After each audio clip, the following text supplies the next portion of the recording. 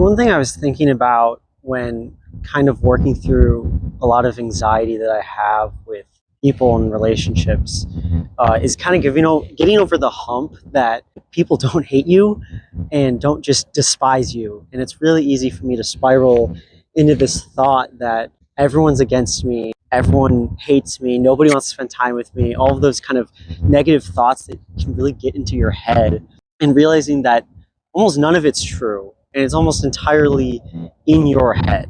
And it's been taking me a lot of work to kind of, sit with those thoughts and understand why I'm feeling that way. But one thing that I'm coming to realize is you are a much better person than you probably realize. And the fact that you're even thinking about those things says a lot about you compared to a lot of people. Because a lot of people aren't thinking, how can I be a certain person or be a certain way? It's really easy for me to be like, I'm a narcissist or I'm a bad person. But you would never be a narcissist if you're having these thoughts. And so I think you have a lot more love in you and a lot more joy in you than you probably initially realize.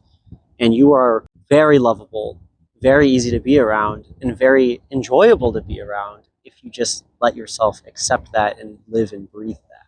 And another thing with that I kind of realized based on some interactions I had with people in my classes and some friends is, you might actually be the best part of someone's week or day or month or whatever it is. If it's someone you see frequently, it might be a part of their day. If it's someone you only see like once a week in a class, it'd be a week. But you might be someone's best part of the week and you don't even realize it. And you're going home and you're sitting in your room and you're thinking all these negative thoughts about how terrible and unenjoyable you are to be around, when really you have so much joy in you and you bring so much joy and you bring so much love to the table and you don't even realize it. And not only has that been a bit of a confidence booster when I've, spoken with people that have basically straight up told me, hey, you matter to me and you always have so much energy and you just brighten up the day. But also I've come to realize with that you shouldn't have any fear then when trying to connect with people and trying to reach out, because you matter to them. And if you just simply text them and say, how's it going, you check in on them and do anything, you can bring them a lot of joy. And if you don't do that, you live in this fear, you're kind of depriving yourself and the world of a lot of love. And that'd be really sad.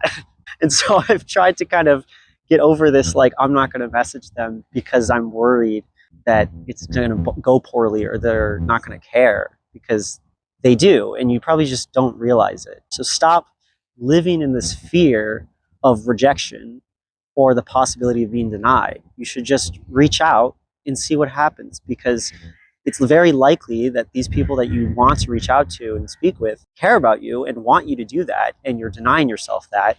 And even if they do say no, it's really not the end of the world, because that says more about them than you. It's not like you're an inherently bad person just because they say no.